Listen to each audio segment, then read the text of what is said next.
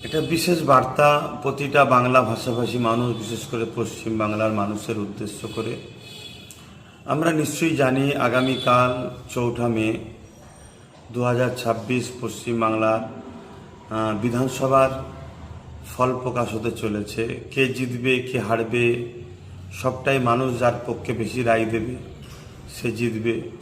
তবে আমি মনে করি রাজনীতি এটা একটা উৎসব। যেভাবে ভোট প্রক্রিয়া হলো, নির্বাচন কমিশনার করা হাতে যেভাবে ভোটকে নিয়েছে, কোনো রকম অশান্তি সেভাবে শোনা যায় না তুলনামূলক।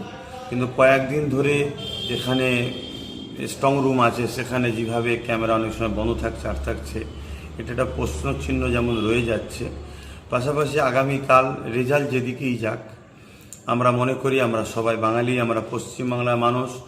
দেশ মানুষকে অধিকার দিয়েছে, তুমি তোমার পছন্দের ক্যান্ডিডেট এবং পছন্দের দলকে তুমি পছন্দ করবে, সাপোর্ট করে ভোট দেবে। এটা ভারতবর্ষের একটা সৌন্দর্য। এই সৌন্দর্যতে যে যাকে পছন্দ হয়েছে ভোট দিয়েছে, এটাকে নিয়ে যেন কোনো রকম হিংসা না হয়। বিশেষ করে আইএসএফের পক্ষ থেকে যারা দাঁড়িয়েছেন তাদেরকে উদ্দেশ্য করে বলবো, আমি আশা রাখি এবং মহান স্রষ্টার কাছে দোয়া রাখি আপনারা খুব ভালো রেজাল্ট করবেন, শেষ পর্যন্ত টিকে থাকবেন। তথাকথিত কিছু মিডিয়ার খবর দেখে যেন নিজেদের মধ্যে মতনৈক্য তৈরি করবেন না, বেরিয়ে চলে আসবেন না, শেষ পর্যন্ত থাকবেন। কেন চারিদিকে কান পাতলে যেটা দেখা যাচ্ছে, 15 বছর মানুষ ভোট দিতে পারেনি, ভোট দিতে পেরেছে।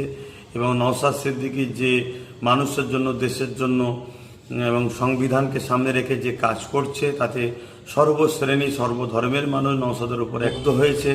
তাই ব্যাপকভাবে যে ভোটটা পড়েছে, কোনো জায়গায় 92, 95, 98% তাতে আশা রাখা যাচ্ছে।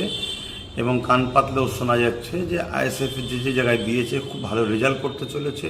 তাই আপনারা শেষ পর্যন্ত থাকবেন এবং আশা রাখবো। দুটো কথা আপনাদেরকে বলবো, নিশ্চয়ই আপনারা, আমি সবাই জানি, লক্ষ লক্ষ মানুষ এখন তাদের নাগরিকত্ব ভোটার তালিকা অনিশ্চিত হয়ে আছে। অতএব সেই জায়গায় জয়ের পরে আইএসএফে যারা করছেন, বিশেষ করে তাদের উদ্দেশ্য করে বলছি, সেরকম আনন্দ ফুর্তির মধ্যে আপনারা জড়াবেন না।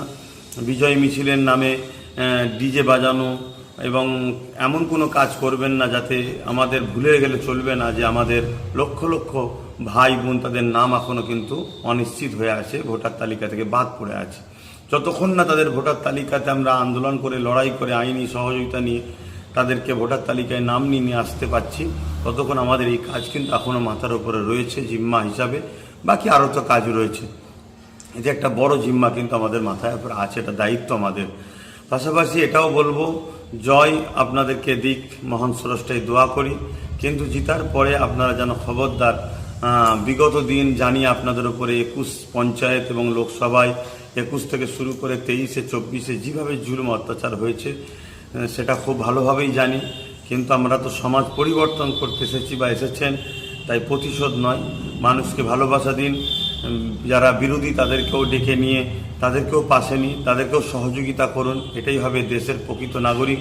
আপনাদের দিকে মানুষ তাহলে আরও এগিয়ে আসবে। এই কথাগুলো মাথায় রাখবেন। প্রথম নম্বর কথা, জিতার পরে আনন্দের নামে এমন কিছু করবেন না, যেমন ডিজেটা আমার দেশের আইনেও নিষেধ আছে। এবং এমন কিছু আনন্দ হুল্লোড় করবেন না। আমাদেরকে মাথায় রাখতে হবে, ওই লক্ষ লক্ষ মানুষের যে নাম এখন ভোটার তালিকাতে অনিশ্চিত হয়ে আছে, তারা যেন মনে কষ্ট না পায়, সেটাকেও মাথায় রাখতে হবে। এবং কোনো রকম প্রতিশোধ বা প্রতিহিংসা, কোনো রকম ফিতনাতে জড়াবেন না। জানি আপনাদের উপর অনেক জুলুম করেছে, কিন্তু যে মাফ করে সে মাফকারী কিন্তু অনেক বড় মানুষ হয়, এটাকে মাথায় রাখবেন। আশা রাখছি আপনাদের জয় কামনা করছি মহান স্রষ্টার কাছে। বিশেষ করে আইএসএফ যেসব জায়গায় দিয়েছে তাদের আল্লাহ যেন জিতায়, মহান স্রষ্টার অনেক ভালো রেজাল্ট করায় এই দোয়া করছি।